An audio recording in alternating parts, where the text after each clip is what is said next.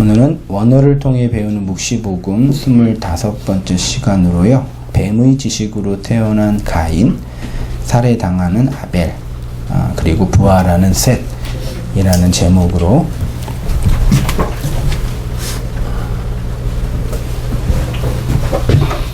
말씀을 나누도록 할게요. 제가 한 2년 전쯤인가 창세기 1장부터 1장 1절부터 3장 끝절까지 창세기 강의를 한 적이 있어요.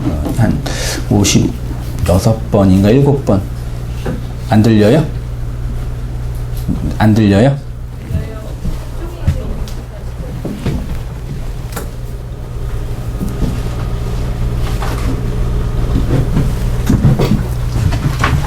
지금은 좀 들리시나요?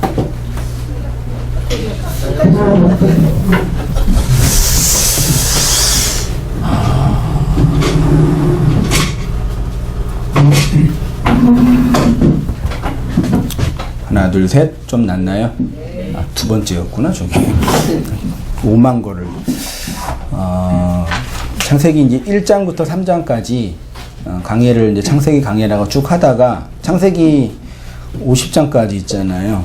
그걸 다 강의하려다가 하다 보니까 3장 끝나니까 1년이 지나가지고 4장부터는 다음에 하겠다 마음먹고 그냥 접었는데 이번에 이제 다시 4장을 이제 좀 보고 싶은 마음이 들어서 한번 기회가 되는 대로 말씀 4장 쭉 말씀 이제 창세기 강의라는 주제보다 우리 함께 나누고 있는 묵시복음의 차원에서 언어 중심을 한번 쭉 볼까 생각이 들었습니다. 그래서 일단 기본적으로 그런 선 지식이 있는 걸 전제하고 제가 말씀을 공부하고 강의하고 있으니까 들으셨던 분들은 한번 확인해 보시고 베레시트의 언약이 뭐고 창세기 7날이 창조의 날, 어떤 창조론을 증명하는 게 아니라 성도를 세우는 과정이고 또 이제 그 에덴 동산의 의미, 그 다음에 화엄경으로 막으신 사건 선악과의 의미 등등의 이제 정리한 우리 온땅교회만의 그런 지식 체계가 있잖아요.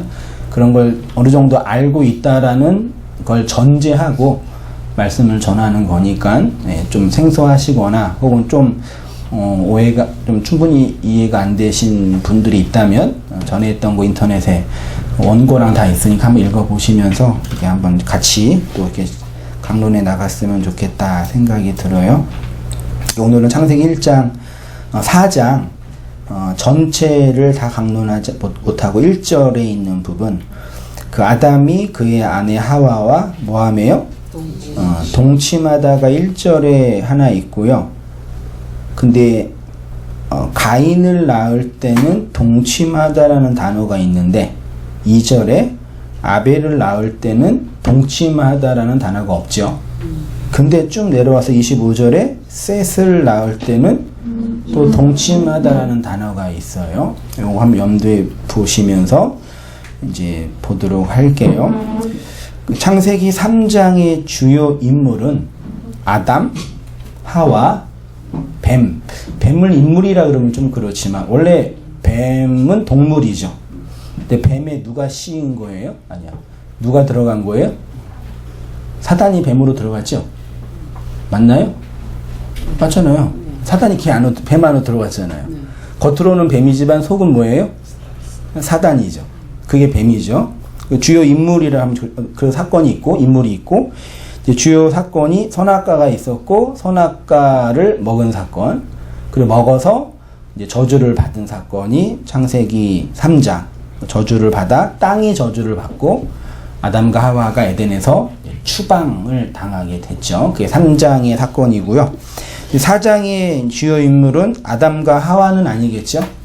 주요 인물은 가인과 아벨과 셋 세 사람이고 주요 사건은 좀 그렇지만 살인 사람을 죽인 사건 그로 말미암아 가인이 저주를 받았죠. 하나님의 심판을 받고 살해의 위협 속에서 누가 나를 죽이면 어떡합니까? 그러니까 하나님이 가인에게 뭐 줬어요? 표를 줬죠. 그래서 가인을 누가 죽이려고 했을까요? 이 당시에 있는 사람이 누구뿐이 없었어요? 아담과 하와와 가인과 아벨. 아벨은 죽었고 3명뿐이 없었잖아요. 그럼 누가 죽이려고 그랬을까요? 아빠랑 엄마가 자기를 죽일 것 같아서 무서워가지고 하나님께 표 좀 주세요 그랬을까요? 그래서 이 가인이 저주를 받죠. 그래서 이제 에덴 동편 노땅에 쫓겨나죠. 거기에 이제 뭘 세웠냐면 가인 문명을 세웠어요. 가인의 아들들이 야발과 유발과 두발가인이잖아요. 야발은 목축, 유발은 노래하는 사람, 두발가인은 동과 철로 기계를 만들었다. 그러니까 강력한 가인 문명, 인류 문명 도시국가가 만들어진 거예요, 사실은. 가인이 저주를 받은 게 아닌 것처럼. 그러니까 이 당시부터 이제 어떤 이 도시국가 권력 체계가 만들어진 거. 그게 이제 우두머리가 가인이었겠죠. 그렇게 됐어요. 아무튼 그게 이제 3장과 4장의 이제 전반적인 객관적인 흐름인 거를 염두에 보시면서 창세기는 전 인류가 공통적으로 공유하고 있는 사건이지요. 홍수 설화는 기독교뿐만 아니라 전 세계 종교와 민간 신앙 안에 기록되어 있는 공통의 사건입니다. 이게 기독교뿐만 아니라 모든 종교, 유일신 종교뿐만 아니라 뭐 민간 신앙까지 다 거의 대부분, 심지어 어디죠? 그 남아메리카의 그 아스카 문명인가? 거기에도 그런 그림이 있어요. 그런 의미에서 창세기 전반부의 사건, 소위 창조와 타락과 홍수와 바벨탑은 보편 인류의 역사와 문화 그리고 양심 속에 유전자처럼 내재되어 있는 사건이죠. 인류 역사와 기원의 존재를 해명할 수 있는 중요한 이제 공통 분모, 모든 인류가 공통적으로 가지고 있는 내재적 본능이에요. 마치 유전자적 DNA처럼요. 만약에 그런 일은 없겠지만 전 세계 종교를 통일하려면 경전이 어디까지만 있으면 돼요? 창세기 1장부터 11장까지만 있으면 다 가지고 있는 어떤 그 기억이거든요. 그만큼 이제 공통의 기억이고, 다만 이제 문제는 공통의 기억과 사건이 있지만 그것에 대한 해석이 다르죠. 그 바벨론은 그냥 신화, 어떤 신화가 설화가 있었더라. 우리 기독교는 하나님의 창조의 행위더라. 이렇게 해석하는 차원이 있는 것 뿐입니다. 그래서 창세기 4장 1절은 아담과 그의 아내 하와와 동침하여 하와가 임신하고 가인을 낳는 출산, 그리고 이 출산의 신적인 가치 뭐라고 고백했어요? 여호와로 말미암아, 이 씨가 여호와의 씨예요, 아담 씨예요? 아담의 씨예요, 여호와의 씨예요? 맞잖아요. 남편으로 말미암아 등남하였다 그래야지 왜 여호와로 말미암아 등남하였을까? 그것도 고민할 수 있겠죠. 그런 신앙의 고백처럼 하고 있어요. 그리고 2절에 곧바로 이제 가인의 동생 아벨이 출산한 장면이 나오고, 아벨은 동침하다는 단어가 없어요. 아벨의 직업은 소위 말해 양치는 자, 가인은 농사하는 자. 하나님이 가인의 제물을 받지 않은 이유가 피의 제사를 드리지 않았기 때문이고, 아벨의 제사를 받은 이유가 피의 제사를 드렸기 때문이라고 말도 안 되는 얘기를 하는 인간들이 있는데 그렇게 이해하면 안 되는 거죠. 우리는 흔히 아담과 하와의 첫째 아들이 가인이고 둘째 아들이 아벨이고 셋째 아들이 셋이라고 생각하죠. 여기서 질문, 아담과 하와가 세 아들만 낳았을까요? 여태까지 가인이 첫째일까요 진짜? 본문에 가인이 첫째라고 돼 있어요, 안 돼 있어요? 안 돼 있죠? 네. 그럼 둘째인가요?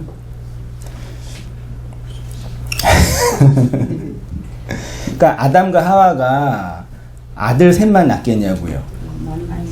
많이 낳았겠죠. 셋을 몇 살 때 낳은지 아세요? 아담이 하와가 130대 그러니까 그 요한 어디 썼죠? 창세기 5장에 가면 130세에 셋을 낳았어요.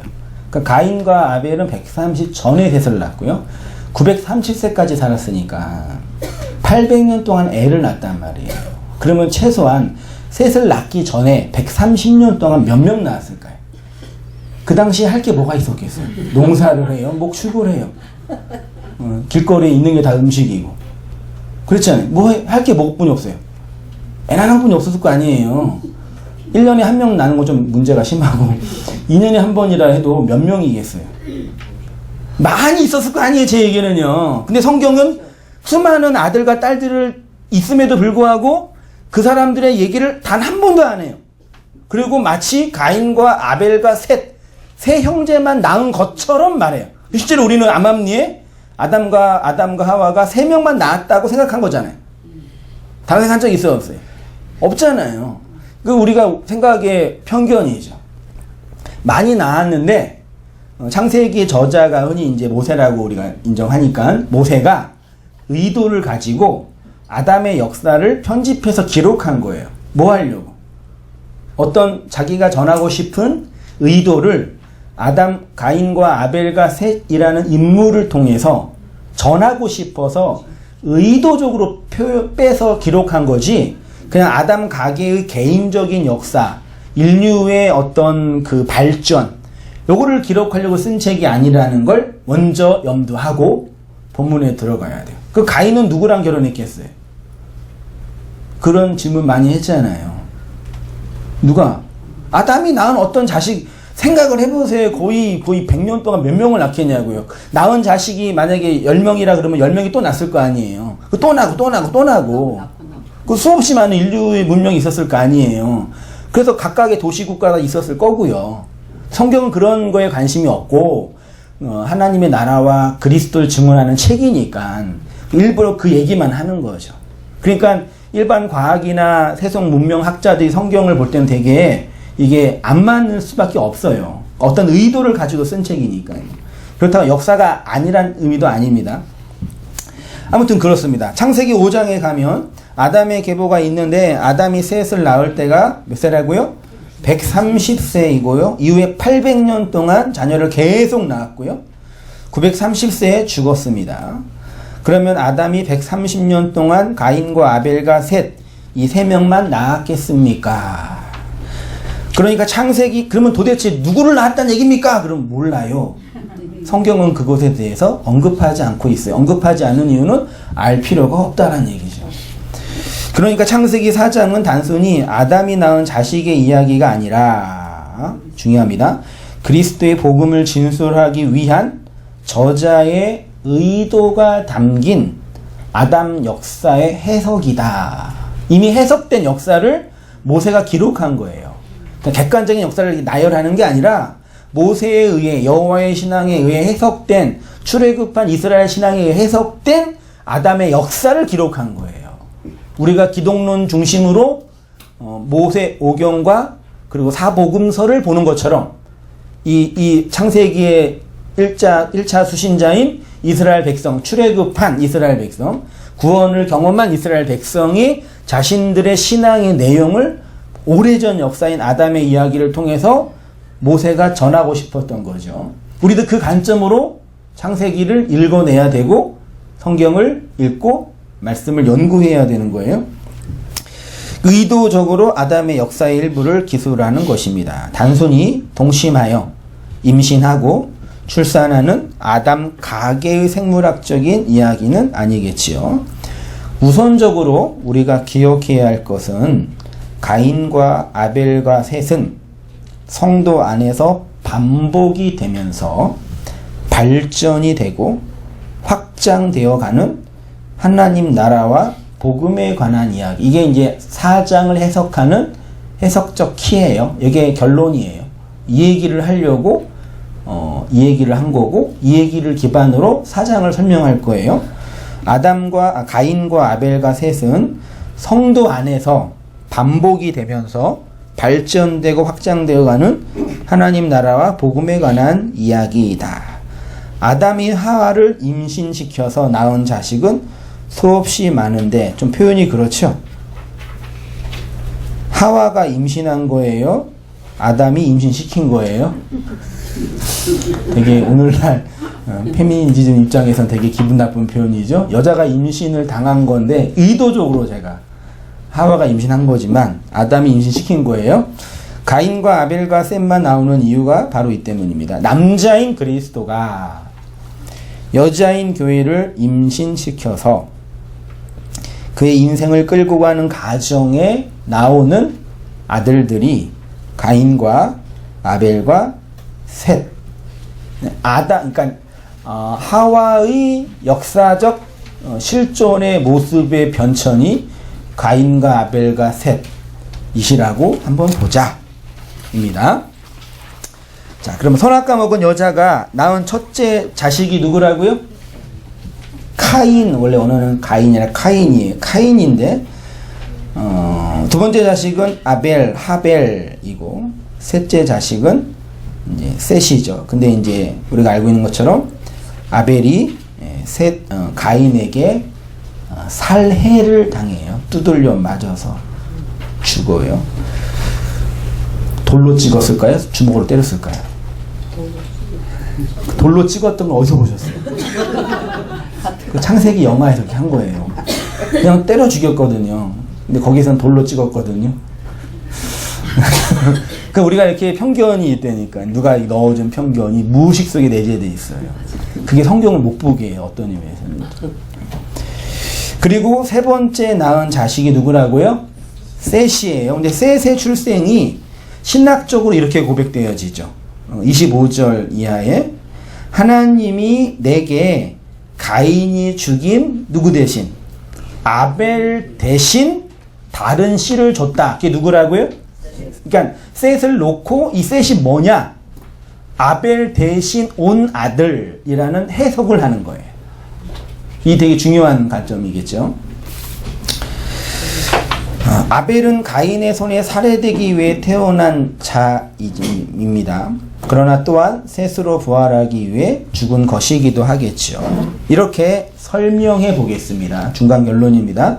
하나님은 우리에게 선악 지식으로 오십니다. 여기에서 말하는 선악 지식은 선악과 먹은 그 내용, 쉽게 말하면 율법으로, 아주 단단하게 말하면 하나님은 우리에게 율법으로 오십니다. 선악 지식으로 오십니다. 처음에만 그렇게 오시는 것이 아니라 언제나 그 모습으로 오시는데, 다만 우리에게 율법으로 오신 하나님에 대한 해석, 영으로 해석된 진의가 있겠죠. 해석 능력이 생겨서 하나님을 선악 지식으로 해석하지 않고 그 하나로 받아들이는 거죠.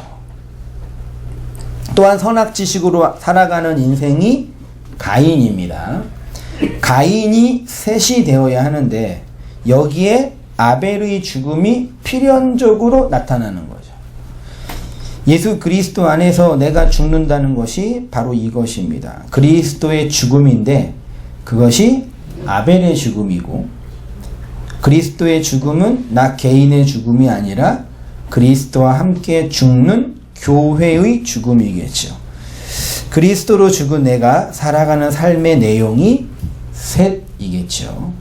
이 모두 그리스도 안에서 일어난 사건이지만 또한 우리 안에서 마음이나 인생 역사 속에서 일어나는 사건이라는 얘기예요. 이 전제를 가지고 창세기 4장 1절 이하를 한번 강론해 보도록 할게. 1절 다시 한번 읽어보겠습니다. 시작. 아담이 그의 아내 하와와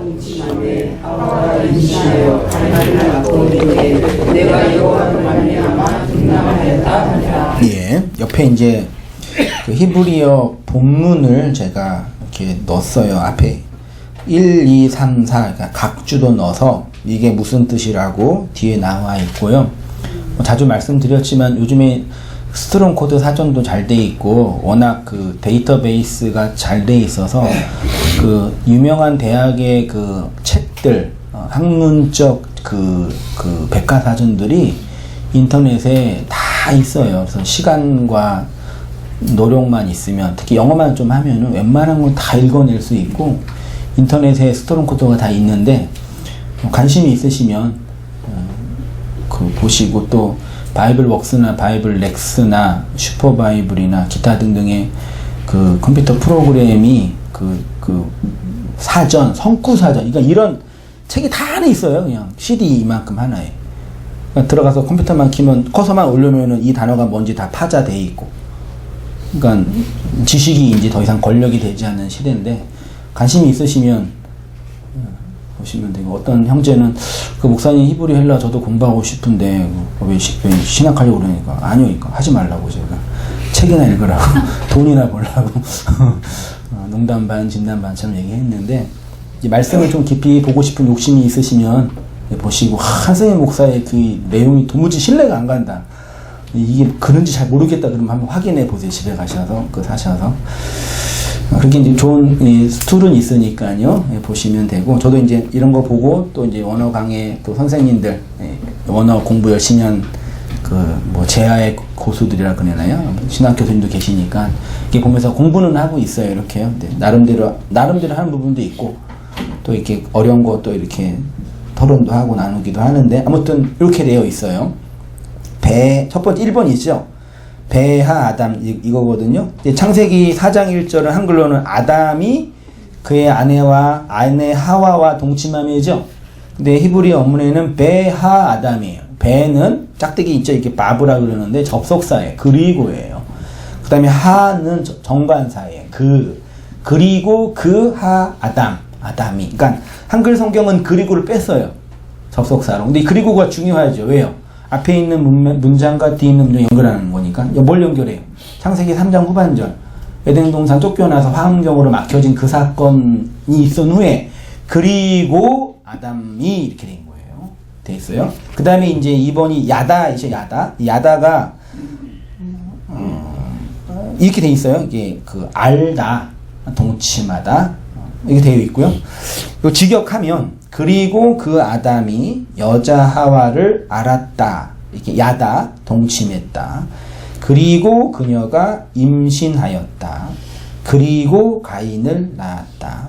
그리고 말했다. 내가 여호와와 함께 남자를 얻었다. 이렇게 직역할 수가 있어요. 중요한 단어를 제가 줄을 쳤거든요. 2번에 야다, 그 다음에 6번에 바타하르, 그 다음에 7번에 바할레크, 그 다음에 10번에 카니티 이렇게 되어 있어요.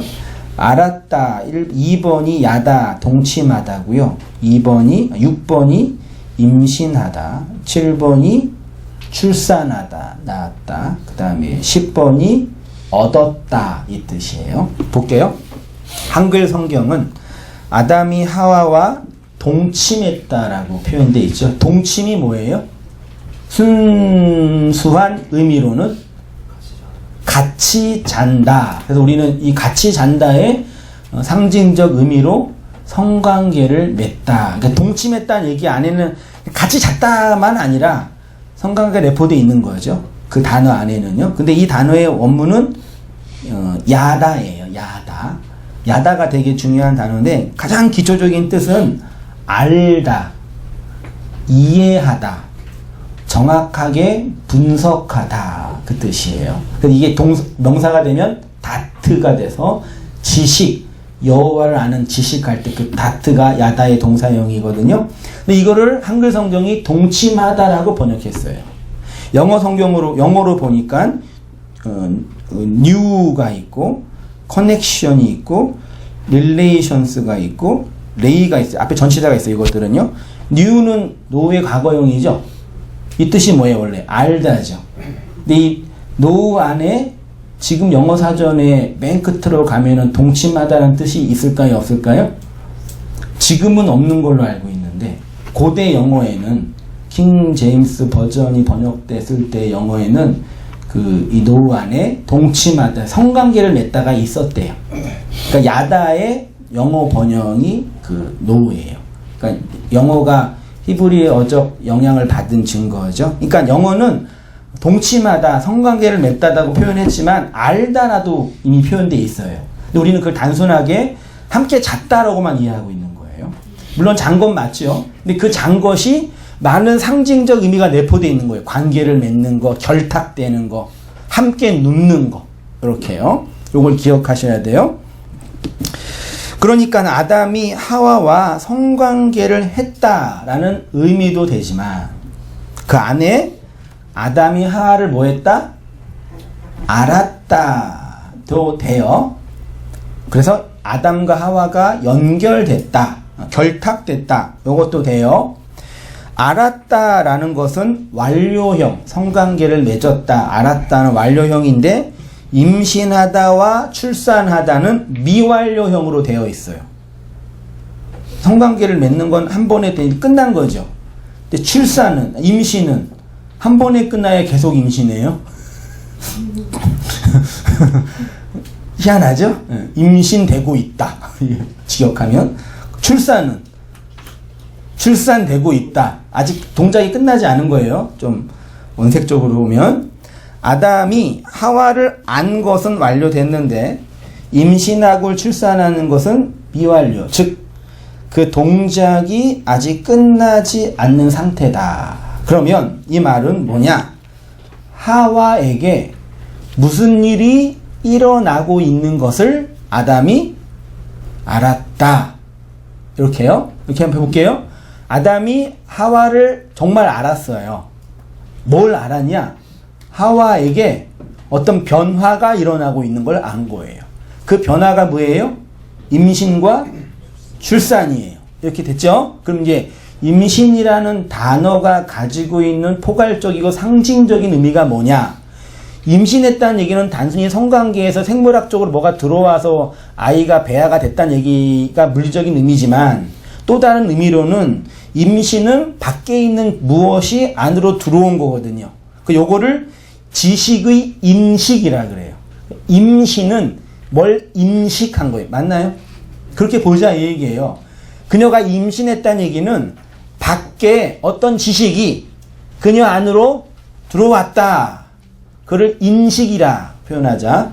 그 다음에 출산은 들어온 것이 밖으로 나간다. 그러니까 밖에 있는 게 들어오는 걸 지식의 인식, 안에 있는 게 밖으로 나가면 행위의 행동이. 그러니까 인식과 행위. 이거 이렇게 보자 얘기예요. 네. 한 페이지죠. 출산은 지식이 행위로 열매로 나오는 것을 상징합니다. 다시 말해 하와가 무엇인가 인식하고 받아들이고 그 인식의 결과로 어떤 행위가 나오고 있다. 쉽게 말해서 하와에게 무슨 일이 일어나고 있다라는 것을 아담이 알았다. 그러면 하와의 임신과 출산은 뭘 의미하냐? 하와가 뭘 인식했냐? 예? 뭘 행위로 나타냈냐? 요거를 한번 보자 얘기입니다. 창세기 3장에서 하와가 경험한 일이 뭐였죠? 네, 선악과를 먹었죠. 선악과를 어떻게, 왜 먹었어요? 자기가 자의적으로 먹었다기보다는 뱀의 꼬힘? 유혹.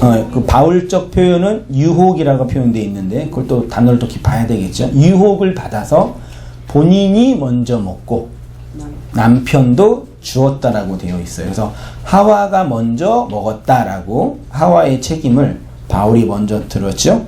뱀의 유혹에 넘어가서 선악과, 그러니까 선악과가 뭐냐면 그 선과 그 지식의 나무예요. 아주 간단하게 이해하면 율법이다. 아주 폭넓게 보면요. 이게 지식의 나무예요. 선악 지식. 그럼 그 선악 지식의 나무는 누구 거예요? 잘 보세요. 선악 지식은 선악과 누가 만들었어요? 우리가 일단 문자적으로 겉으로 드러난 걸 보자 얘기예요. 하나님이 만들었죠. 근데 하나님은 먹으라 그랬어요? 먹지 말라 그랬어요? 먹지 말라 그랬죠. 누가 먹으라고 한 거예요? 뱀은 원래 내용이 뭐예요? 사단이에요. 그러니까 물론 궁극적으로 볼 때는 하나님이 만드신 거고 하나님이 먹도록 허용하신 거고, 허용이라는 단어가 좀 마음에 안 들면 의도적으로 두신 거죠. 먹어. 너 먹을 수밖에 없어. 그건 밑에 좀 두고 겉으로 드러날 때는 지금 뱀이 갑자기 나타나고 사탄이 뱀이 나타나고 하와에게 나타나서 먹어라 그런 거예요. 먹으면 뭐 될 수 있다? 네가 신의 자리에 올라갈 수 있다. 그러니까 선악과는 되게 중요한 존재론적 인간 존재의 상징적 의미예요. 그래서 아담과 하와가 선악과를 먹어서 뭘 경험했어요. 지식을 먹어서 뭘 경험했는데 그 경험의 본질을 한마디로 말하면 뭐예요? 황홀경에 빠지고 뭐 뽕 맞은 것처럼 막 신기한 거를 본 게 아니라 어떤 걸 경험한 거예요? 신의 자리에 올라간 거예요. 그러니까 신이 된 거예요. 하나님 자리. 그러니까 인간, 피조물인 인간이 하나님 자리를 경험한 거예요. 선악과를 먹고 그게 어떤 건지 아세요? 아세요? 모르세요?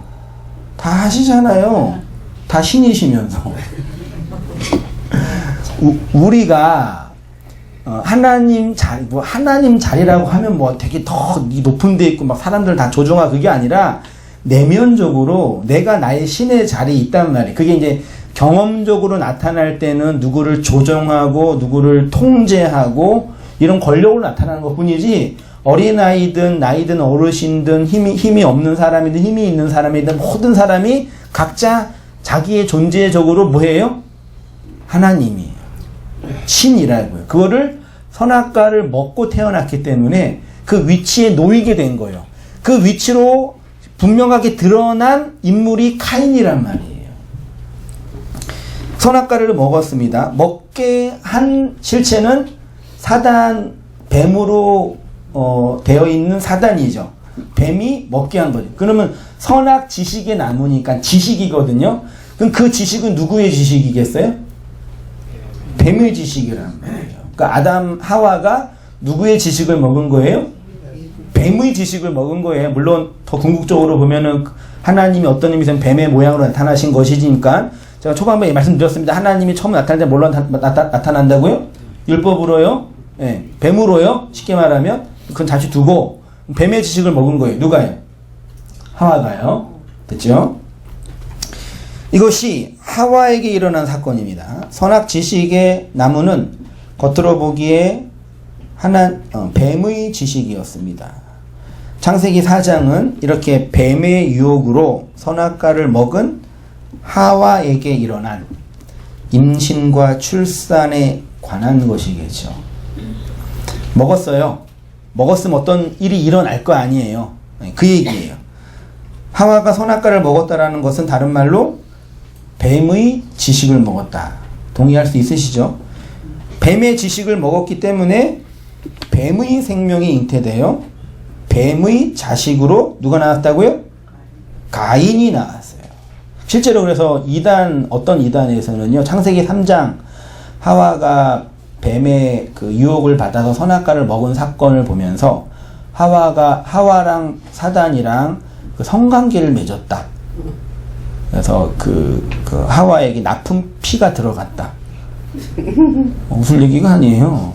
그래가지고 모든 인류는 뭐 사단의 피 아래에 있기 때문에 정화가 필요하다.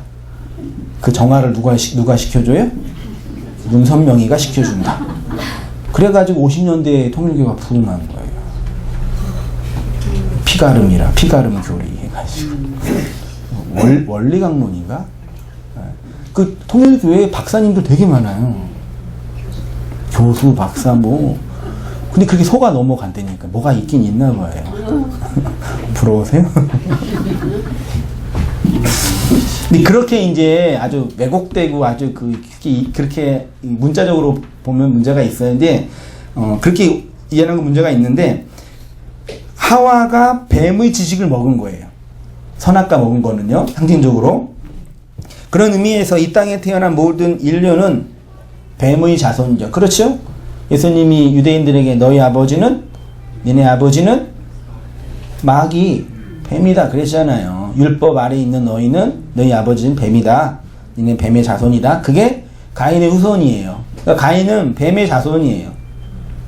율법의 초창기 멤버, 율법주의자의 초창기 멤버예요. 뱀의 지식을 물려받아 태어난 자들이란 뜻입니다. 뱀의 지식 하면 느낌이 어떠세요? 되게 부정적이고 되게 혐오적이고, 뱀 하면 일단 기분 나쁘시잖아요. 뱀땅 좋아하는 분 빼놓고요. 일단 기분 안 좋으시잖아요. 되게 이렇게 막 악마적이고 되게 느낌이 안 좋고. 근데 고대 시대의 뱀은 아주 영명한 영물이었어요. 그러니까 하나님을 최고로 잘 표현한 동물이 뱀이었어요. 신을 가장 아주 아름답게 표현하는 게 뱀이었다고요. 근데 뱀이라는 단어 히브리어로 나하시예요. 나하시. 히브리어 스트롱 코드 5175번에 나하시가 되어 있는데, 이게 동사로 가면, 자음과 모음 그대로 동사로 가면 1172번에 점을 치다. 그러니까 나하시가 명사가 되면 뭐라고요? 뱀. 동사가 되면 점을 치다. 뱀과 점 치는 게 연관이 있는 거예요. 점 치는 건 누구의 뜻을 찾는 거예요? 신의 뜻을 찾는 거잖아요. 일반적으로요. 신의 모양으로 뱀이 있단 말이에요. 고대 시대는 신이 지배하는 신정 국가였기 때문에 무엇인가 안다라는 것은 신의 뜻과 관련돼 있었겠죠. 이 신의 뜻을 자신의 상황에 맞게 적용하는 방식으로 점을 쳤겠죠. 이렇게 점치는 것이 중요하였기 때문에 이 일을 전업으로 하는 영매들이 나타났겠죠. 옛날에 점치는 게, 요즘도 점치는 게 뭐예요? 사주를 본다 그러죠. 사주가 뭐예요? 사, 네 개의 주, 기둥이에요. 네 개의 기둥이 뭐예요? 해, 년, 월, 시. 그 사람이 태어난 해, 년, 월, 시로 그 뭐 12갑자 12 해가지고 갖다 붙여가지고 만들어 놓은 게예요. 이게 갖다 붙이는 거 이렇게 연결해서요. 시간과 해서. 그래서 팔자가 나오잖아요. 8개가. 두 개의 개는 정해져 있어요. 해와 연은. 올해는 만약에 우리가 사주를 본다면 두 개는 이미 정해져 있어요. 뭐가 정해져 있어요? 올해는 어때? 느낌이? 좀 뜨겁잖아요. 뜨거운 불이 세잖아요. 작년에는 뭐가 셌어요? 물이 셌어요. 그래서 작년에 여기 지하래 해가지고 작년에 저거 그래서 제습기도 구입한 거예요. 물이 계속 고여서 작년에 물 가지고 싸웠어요. 저는요. 지하에서 퍼내고 심지어. 근데 지금은 물이 별로 없고 불이 세죠. 전 세계적으로 변화되는 거예요. 그러니까 최소한 두 개는 정해진 거예요. 올해는 뭘 조심해야 돼요? 불을 조심해야 돼요. 뻔하잖아요. 불 반대편에 불을 피하려도 어디를 가요? 물가로 가잖아요.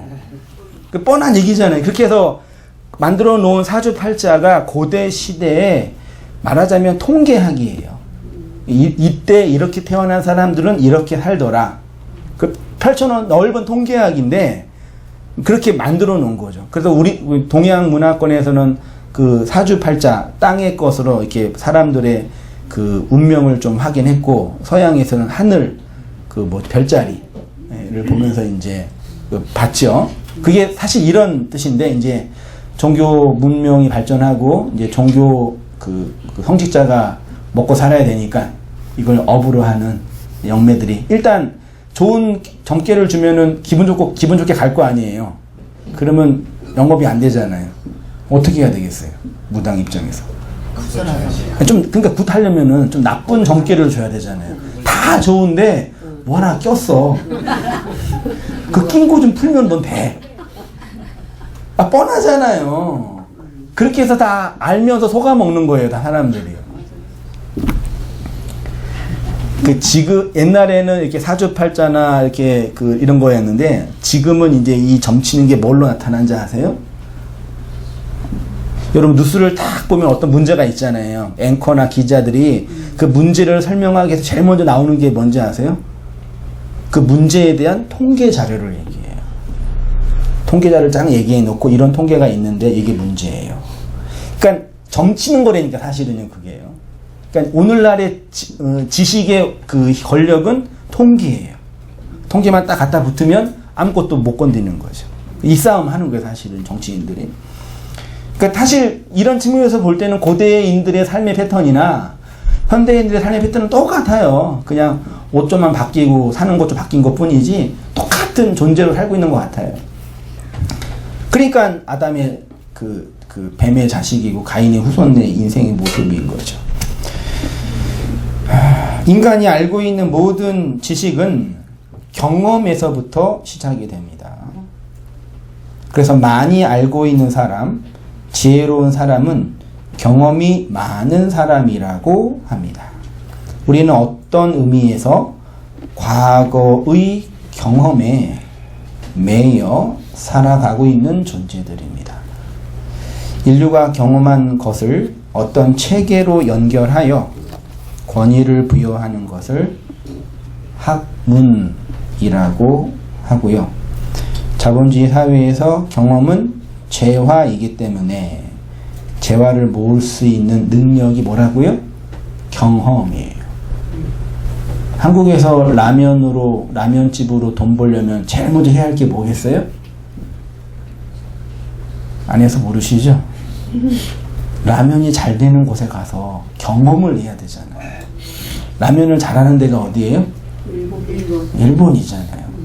일본 가서 몇 년 동안 구르면서 라면은 이거구나. 와서 우리나라 학문 박사님들이나 학자들은 다 어디서 경험한 거예요?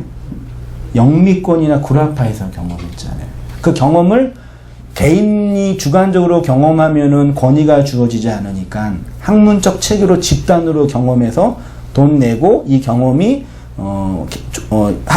합법화된 겁니다라고 준 게 뭐예요? 그게 학위예요. 그 우리나라 이렇게 보면은 구한말 시대나 일제시대, 치하시대 때, 일제시대 때 모든 철학은 어디서 왔겠어요? 이 서양 철학은? 영미나 구라파에서 왔는데, 그걸 해석한 사람들이 한국 사람이 아니라 일본 사람이에요. 그래서 우리나라 신학 서적이나 철학 서적의 모든 용어는 다 일본어예요, 사실은. 그분들이 경험한 걸 표현한 거니까요. 그러니까 경험이 권력이고 힘이에요.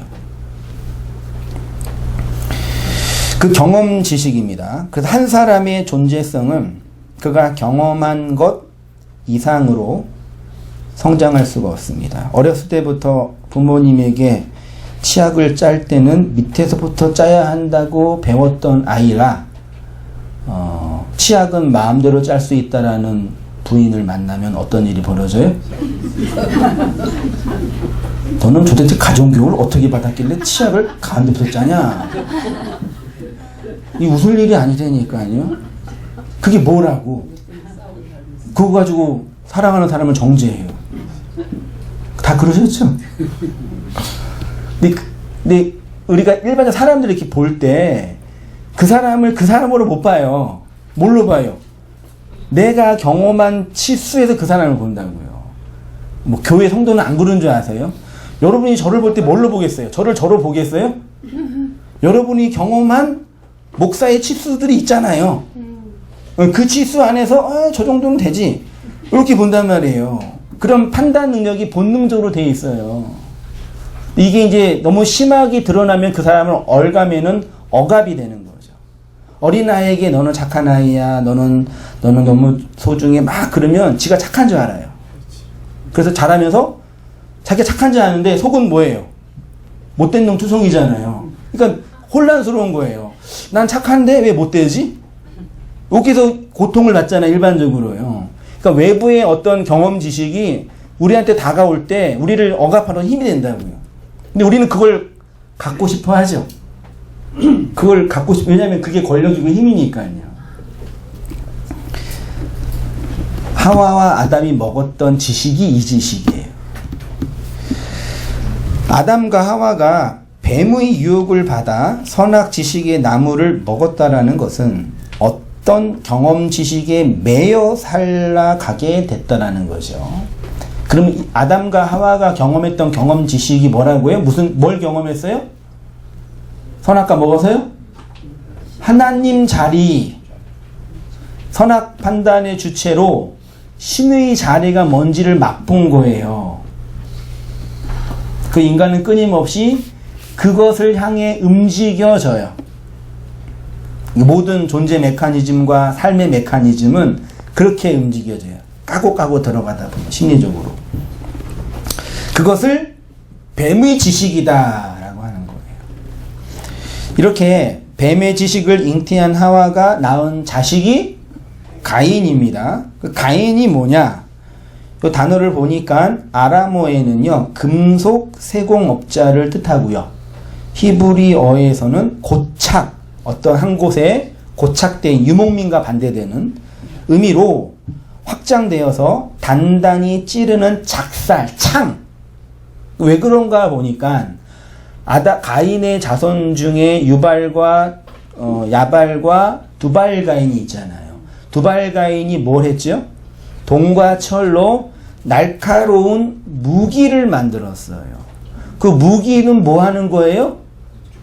사람을 죽이는 거예요. 약탈을 위해서 혹은 사냥을 위해서 다른 사람을 죽이는 거예요. 그게 권력이었단 말이에요.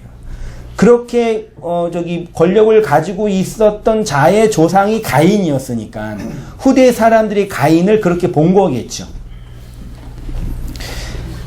가인의 자손들이 날카로운 무기를 만들어 도시국가를 건설한 것과 관련되어 있지 않을까 추측해 보는 겁니다. 뱀이란 지식인데 어떤 지식이냐면 경험된 지식이에요. 우리는 경험 지식에 매여 살고 있어요. 이러한 경험 지식이 집단적인 힘이 될 때는 관습이나 전통과 문화가 되죠.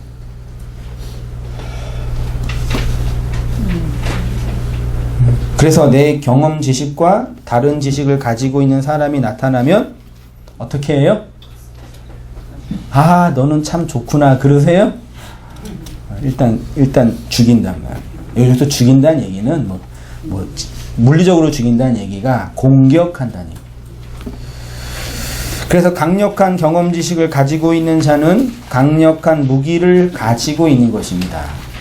다른 사람이 다투거나 싸우는 이유도 근본적으로 따져보면 내 경험 지식과 다른 사람을 만났을 때, 어린아이들이 싸우는 이유도, 청소년이 싸우는 이유도, 어린아이는 그냥 찌질한 걸로 싸우겠지만 어른들은 이제 큰 걸로 싸우죠. 국가가 싸울 때는 전쟁이 되는 거예요.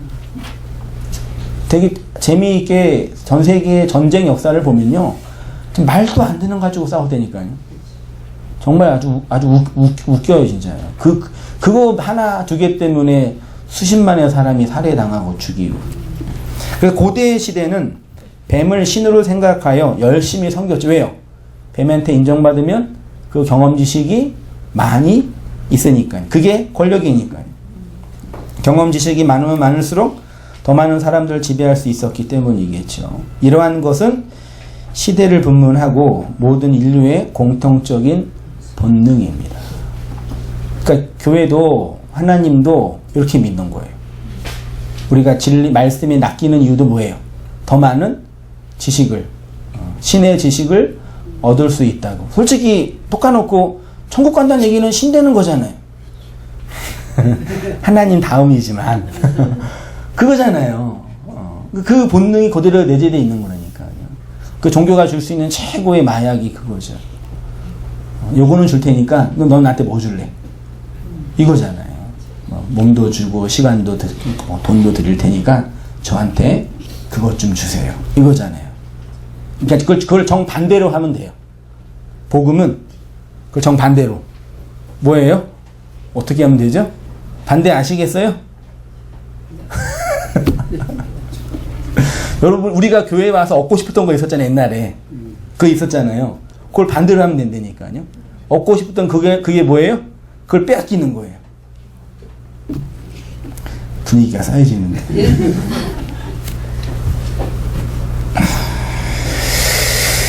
인류의 역사는 예수 그리스도의 십자가의 필요성을 설명합니다.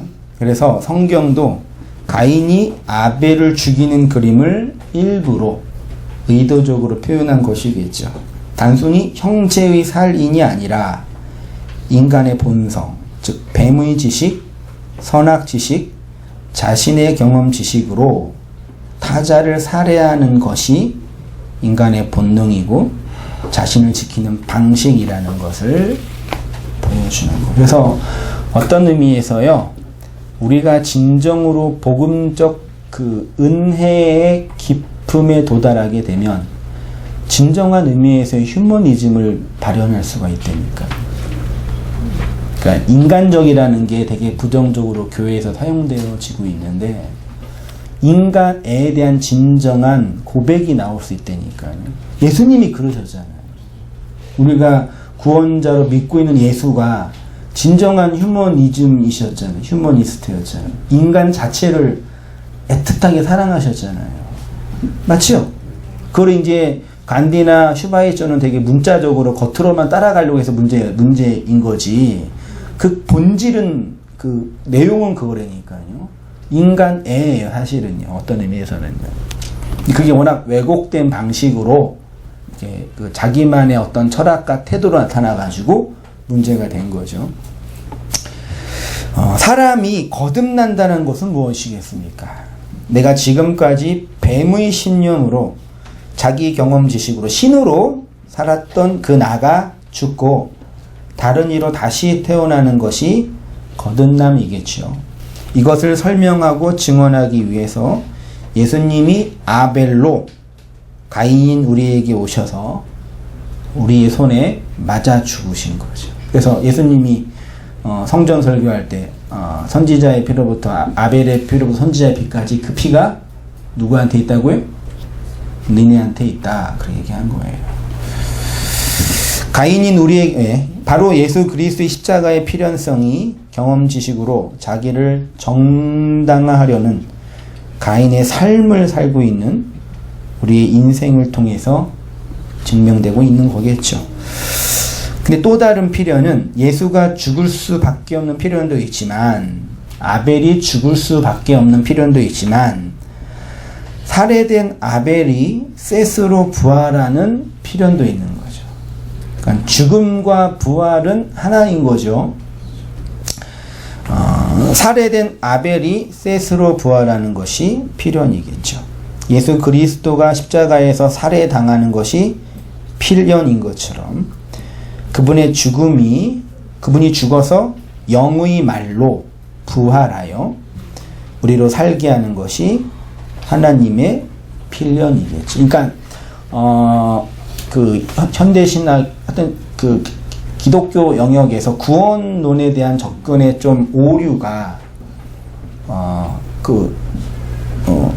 구원과 부활, 재림 요거를 일직선에서 연결돼서 하나로 통합하지 못해요. 구원론 책의 조직신학 책을 보면 구원받는 것과 살아가는 것, 그러니까 믿음으로 구원받고 성화로 살아가는 삶을 얘기하고 부활은 어디서 얘기하냐면 종말론에 얘기해요. 재림도 종말론에 얘기하고 이게 이제 어떤 의미에서는 우리 묵시복음이 해석해야 할 중요한 그 구원론적인 진술이에요. 그러니까 구원받는 것을 부활이에요. 그러니까 우리가 구원받았다는 얘기는 부활했다는 얘기겠죠.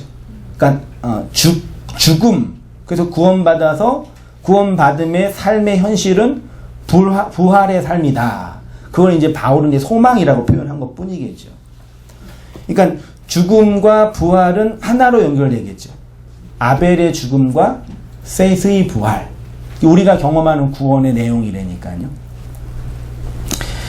자, 성경이 말하는 거듭남이란 바로 이것입니다. 가인은 뱀의 지식으로 태어났습니다. 그 뱀은 배로 땅을 기어다니는 부정한 짐승이죠.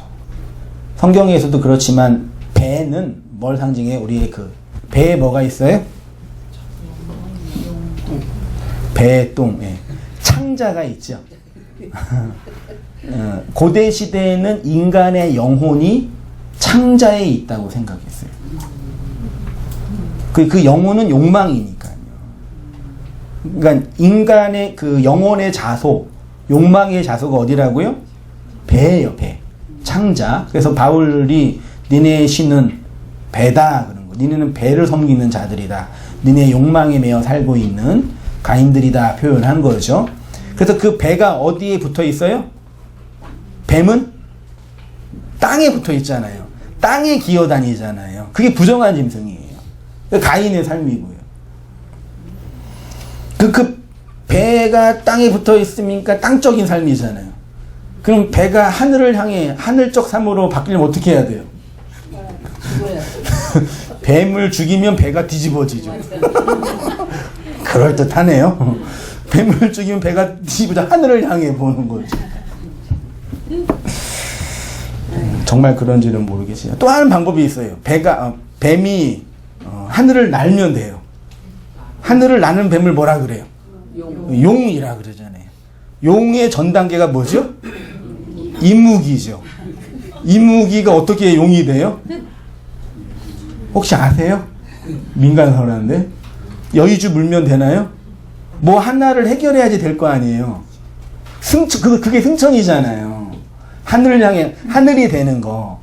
그러니까 말하자면 이런 거 보면은 창세기 원역사에 이게 상징적으로 표현되어 있던 모든 언어가 다 펼쳐져 있었는데 그걸 기독론으로 해석하지 못하는 인생들이 자기의 문화와 종교에 맞게 차용한 것 뿐이겠죠, 사실은요. 그러니까 우리는 뱀은 싫어하지만 이무기를 별로 안 좋아하지만 용은 좋아하잖아요. 용은 다 좋아하더라고요. 승리를 상징하고 영광, 하늘 상징하잖아요. 그렇게 우리가 아래만 향하여 살아가는 인생 군상의 삶을 뱀이 보여주는데 이 뱀의 배가 땅에서 하늘을 향하기 위해서는 뱀이 죽어서 용이 돼야 되겠죠. 우리 욕망이 하늘을 향하여 위에서 욕망을 품고 있는 내가 죽어야 하는 것과 같은 이치이겠죠. 이 죽음과 부활이 예수 그리스도로 우리의 인생 속에서 나타난 것이다. 예수님은 어떻게 잉태되었죠? 그러니까 가인은 어떻게 잉태되었어요? 뱀의 지식으로. 그렇죠? 선악 지식으로. 그래서 모든 인류는 선악 지식 아래서 선악과 먹고 태어난 땅적 존재고 땅에서 그 배로 기어다니는 부정한 인생 존재들인 거죠. 근데 이 인생과 다르게 잉태된 분이 예수님이잖아요. 예수님이 뭘로 잉태되셨어요? 성령으로. 마리아의 동정녀 마리아, 그러니까 카톨릭이 동정녀 마리아를 되게 우상시하는데 그때 중요한 거는 동정녀 마리아가 아니라 성령으로 잉태되는 거예요. 그러니까 수처녀, 이걸 되게 종교에서 되게 가치 있는 걸로 보거든요. 그러니까 동정녀는 수처녀잖아요. 남자를 알지 못한 여자. 그거보다 영으로 이 땅의 것이 아니라 아담 자손의 그 가인의 씨가 아니라 뱀의 씨가 아니라 다른 차원의 씨로 잉태된 그 존재가 있다라는 걸 얘기하고 싶은 거죠. 사실은요, 마태는요. 예수님은 영으로 잉태됐죠. 성령으로. 하늘로 잉태된 거예요.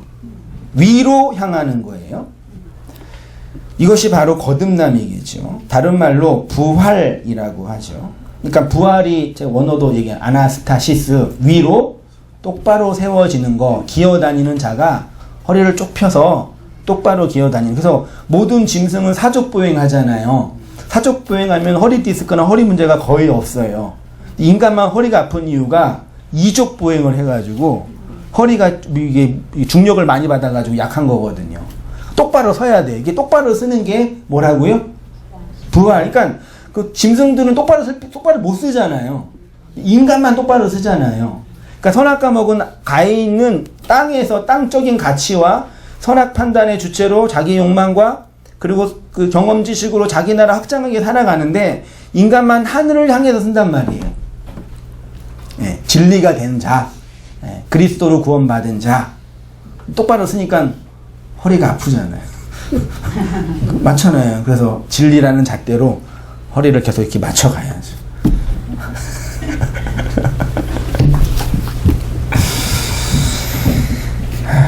이런 표현을 이제 바울이 서신서에서 이렇게 이제 그 육의 생각은 사망, 땅의 생각, 영의 생각은 생명과 평안, 하늘의 생각, 사람을 죽이는 것은 육이고 영은 살리는 거다. 육은 무익하고 영이 온전하다. 여기서 무익한 육이 무익하다라고 할 때 그 육은 뭐예요? 그러니까 우리가 육은 무익하고 영이 옳다라고 구분을 할 때 그 육을 우리의 육체의 삶으로만 한정해요. 우리의 육체의 삶이 무익해요? 우리가 육체로 생각하고 욕망하고 품고 있는 모든 게 무익해요? 헛되고 헛되잖아요. 헛개비잖아요. 없어질 거잖아요. 버릴 거잖아요. 그것에 매이면 안 되잖아요. 그게 무익한 거죠. 그러죠. 거기서 무익하다는 얘기는 이거는 이제 쓸데없고 버릴 거니까 관심 두지 말고 요거는 그냥 버리고 하늘을 향해서만 살면 된다는 얘기냐 이 얘기죠. 그래요 안 그래요? 어차피 껍데기고 헛개비인 세상이니까 돈이 많이 있든 없든 내가 잘하든 못하든 다 버릴 거잖아요. 그걸 많이 갔든 많이 안 갔든 중요한 게 아닌 거잖아요. 이런 표현을 잘 이렇게 헤아리셔야 돼요. 유기무익하다는 얘기는 우리의 육체의 이 현실의 삶이 나쁘다, 악이다, 가치가 없다, 버릴 거다가 아니에요. 버릴 거 없어질 거지만 그것을 통해서 뭘 배우고 알아야 된다는 얘기예요. 그러니까 이 묵시 복음을 알고 있는 우리 안에 왜곡된 이원론이 있잖아요. 육과 영을 과도하게 분리하여서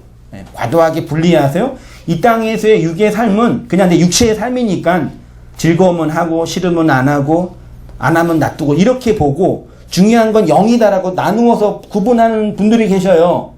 그렇게 하면 우리의 삶이 해석이 안 되는 게 너무 많다니까요. 그러니까 우리가 이 땅에서 경험하는 하나님의 나라, 천국이라는 게 우리의 경험 속에서 뭐라고 생각이 되냐면 여러분 언제 행복하세요? 갑자기 뜬금없이? 언제 좋으세요? 표현이 그러나? 과거에 개별적인, 그러니까 과거의 경험 지식으로 보자면 나를 힘들게 하고 나를 왜곡하게 했던 여러 가지 경험 지식들이 수없이 있죠. 그거 다 해결되셨어요? 다 되셨나요? 하나도 안 됐어요? 하나는 됐나요? 있죠? 그게 산적이 쌓여 있잖아요. 근데 그걸 뭐 어떻게 해, 우리는 그거를요? 풀어야 돼요. 땅에서 풀면 하늘에서 풀리잖아요. 풀어야 되는데, 풀어서 A와 B, C와 D, 이게 연결돼서, 이게 그 의미라는 거라고 인식이 될 때, 그게 풀린다라고 하는 거잖아요. 지금 우리 입장에서, 제 입장에서도 그래요. 어떤 일이 있는데, 제가 원하는 방향이 있단 말이에요. 이렇게요. 이게 잘 안 된단 말이에요. 말하자면. 그러면 제가 어떻겠어요? 원망하거나, 좌절하거나, 누구를 미워하거나, 막 그럴 거 아니에요. 근데 내가 또 못해서 그런 걸 수도 있고, 근데 지금은 이게 왜 안 되고, 왜 그러는지는 해석이 안 된단 말이에요. 제 신앙 수준과 실력이 안 되니까. 근데 어느 순간 하나님의 은혜와 말씀에 깊은 게 들어와서 지나고 나서 보니까 이게 안 될 수밖에 없었던 이유가 있었던 거예요. 이게 안 됐어야지만 이게 된 거니까. 그런 거 볼 때 있으시죠? 나이 들어가면서, 죄송해요. 나이 들어가면서 그게 하나하나 연결이 되는 거예요. 저만 되나? 하나하나 그래 이게 이렇게 연결돼서 그때 내가 그렇게 받아들이지 못했었는데 지금은 된 거라서 하나 풀린 거잖아요. 그 하나하나 풀어내는 걸 안식이라고 하는 거예요. 그걸 용서라고 하고 이 땅에서 풀린다고 하고요. 이 땅에서 우리가 살아야 할 삶이 그거예요. 이 땅에서 엉클어진 거, 악으로 치부할 거, 육인 건 헛된 거니까 그냥 그대로 두고 나는 그냥 영으로 사는 거. 그게 가능하려나? 예? 그게 가능해요? 그렇게 그걸 이제 신학적으로 안 보고 심리학적으로 보면요, 그걸 회피 심리라 그래요. 어떤 문제가 오면 일단 피하는 거 이렇게 해요. 왜냐면 내가 풀기가 힘드니까. 혹은 그 직면하면 나의 악마성과 절망이 보이니까 일단 회피하는 거예요, 이렇게. 애들이 잘 그러죠? 회피해가지고 일단 두는 거예요. 근데 그게 인생을 살고 나이가 들고 주름이 쌓이면 쌓일수록 그게 어떻게 돼요? 계속 쌓이는 거예요. 나중에 그 한 번에 다 갚아야 되려고 하니까 노년의 삶이 어떻겠어요? 얼마나 돈이라도 좀 있으면 여유는 있겠지만 심지어 그것까지 없으면 아주 그냥 끔찍한 삶이 되는 거잖아요.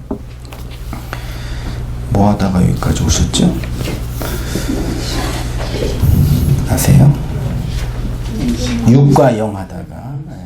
육은 버릴 거예요.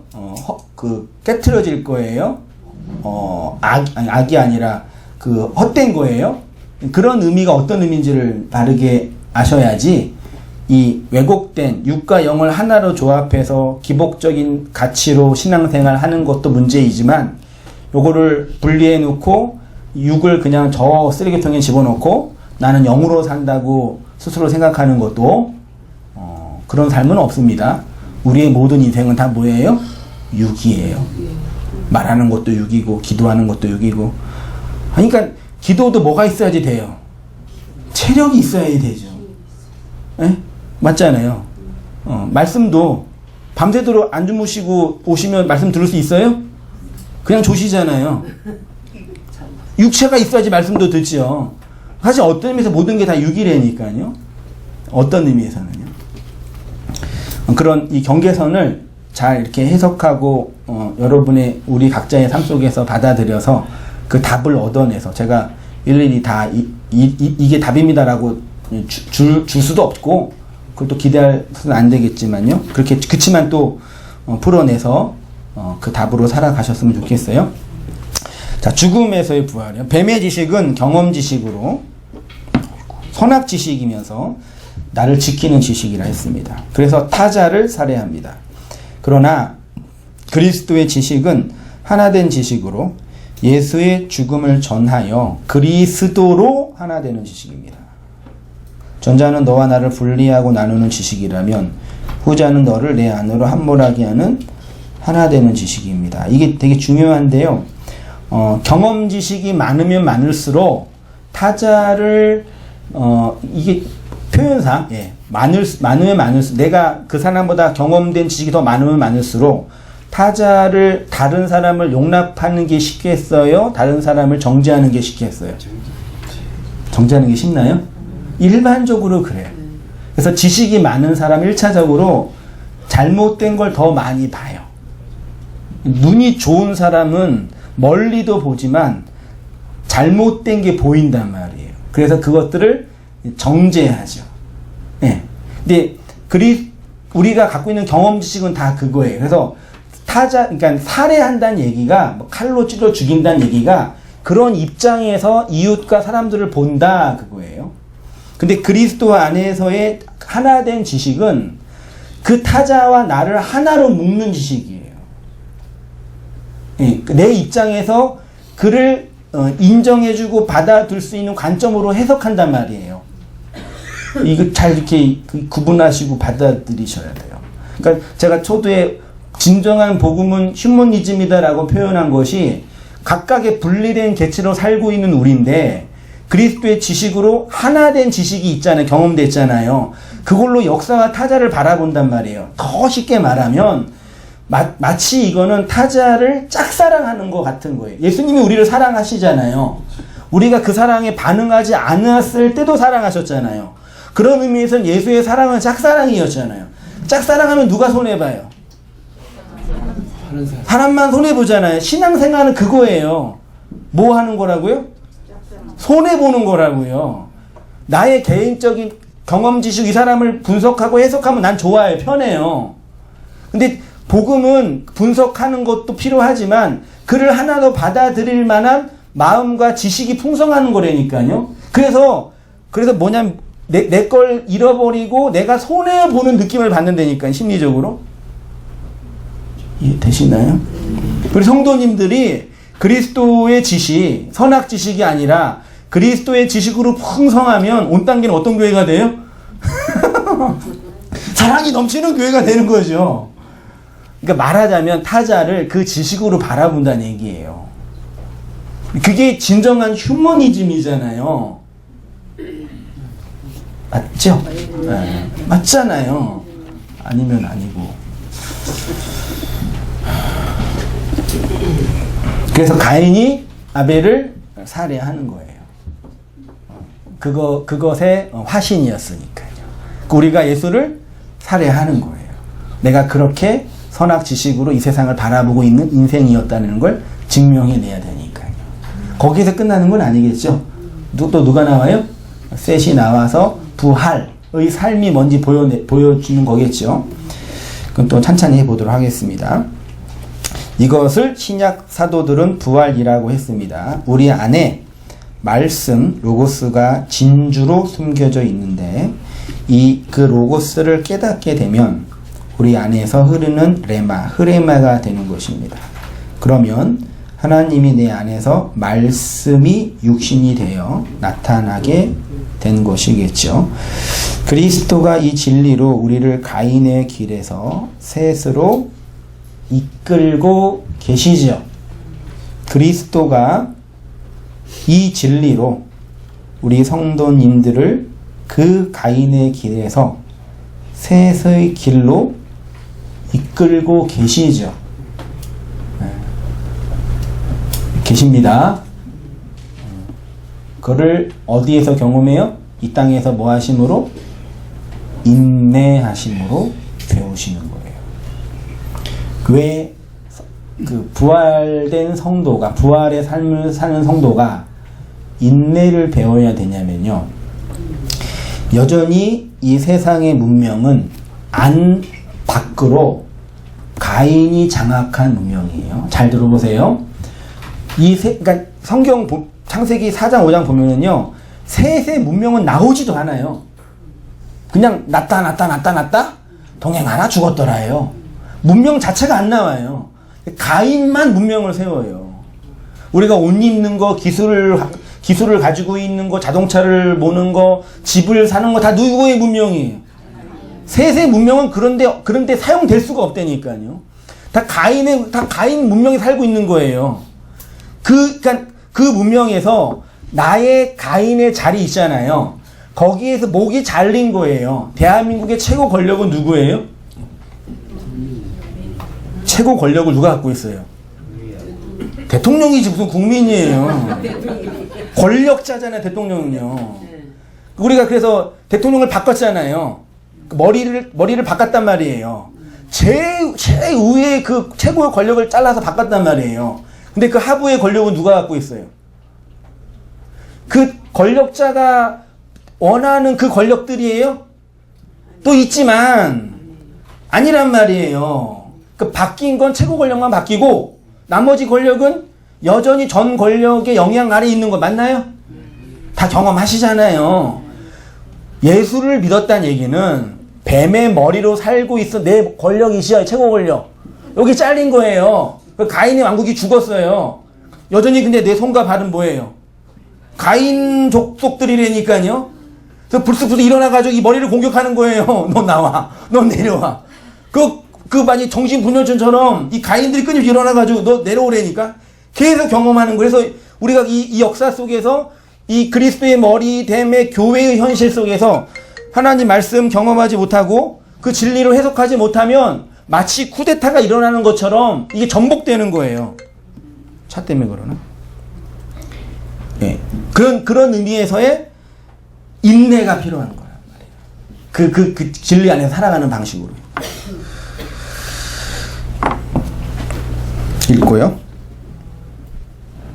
그리스도가 이 진리로 우리를 가인의 길에서 셋으로 이끌고 가시는 것입니다.